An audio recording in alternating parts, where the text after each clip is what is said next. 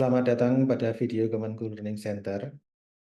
Pada video ini, saya, Aryo Senonugroho, dosen Politeknik Keuangan Negara STAN, akan menerangkan penggunaan aplikasi Run GTAP. Aplikasi Run GTAP digunakan untuk melakukan simulasi atas agregasi database GTAP. Database GTAP dibuat oleh Universitas Purdue, Amerika Serikat.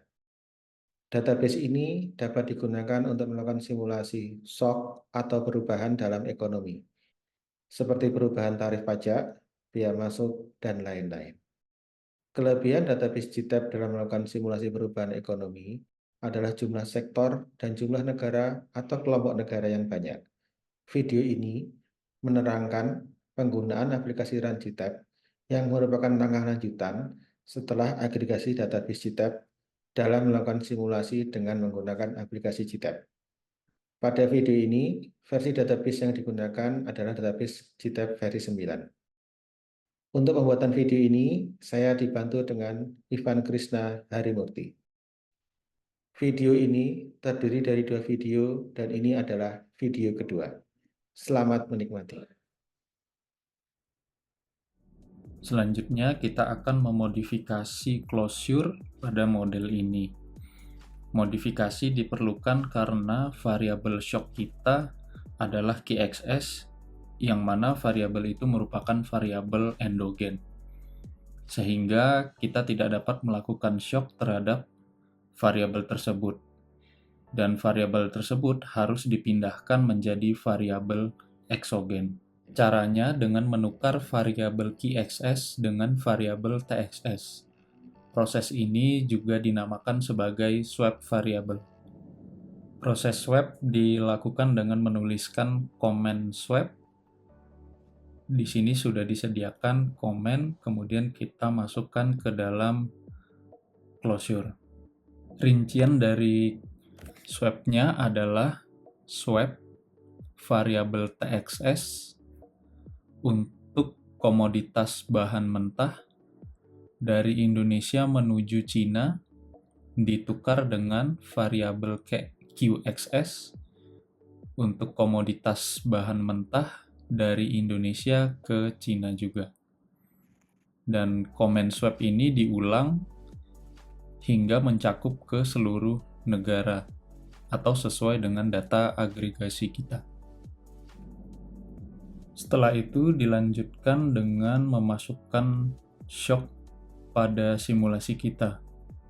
Sebagaimana yang sudah dijelaskan sebelumnya, shock-nya adalah variabel QXS.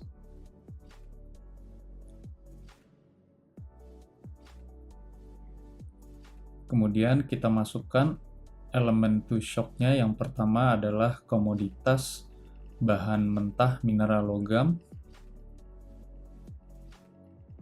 Kemudian berasal dari Indonesia menuju ke Cina dengan nilai shock sebesar minus 100%. Proses ini kita ulangi terhadap negara lainnya hingga selesai.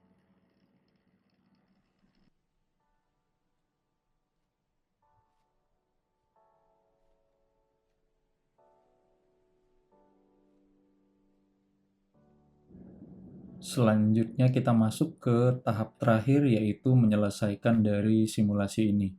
Kita masuk ke tab Solve, kemudian kita pilih metode yang akan kita gunakan. Terdapat beberapa jenis metode, Johansson, Euler, Greg, dan midpoint. Namun untuk simulasi ini, metode midpoint adalah yang paling tepat karena nilai shock yang dikenakan sebesar minus 100%. Untuk detail lainnya, kita sesuaikan atau kita biarkan dengan standarnya.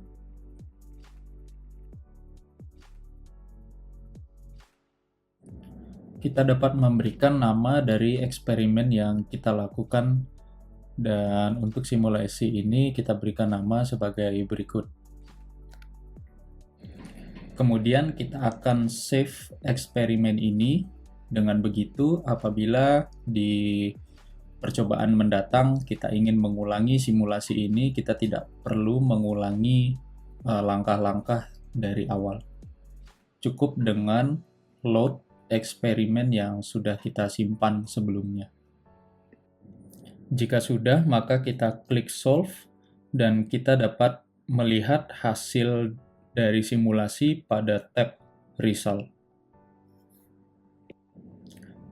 Terdapat berbagai jenis dari variabel yang dapat kita lihat bagaimanakah dampak dari suatu kebijakan larangan ekspor mineral logam dari Indonesia. Kali ini kita akan mencoba melihat dampak yang dihasilkan terhadap nilai GDP atau PDB.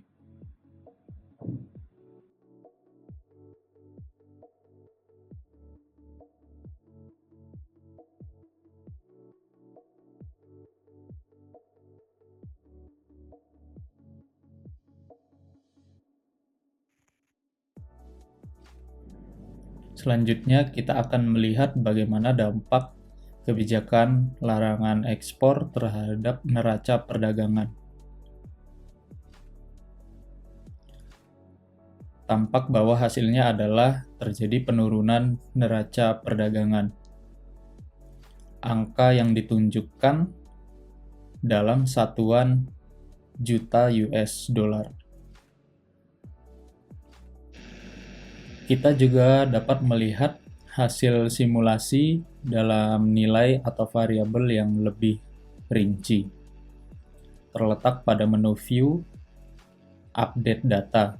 Di sini ada Update Core Data, Updated GTAP View Output, Updated Tax Rate, Welfare Decomposisi, Volume Change, dan Akurasi File. Sebagai contoh, kita akan melihat Updated GTAP. Di sini kita dapat melihat rincian dari nilai GDP dengan nilai sebagai berikut.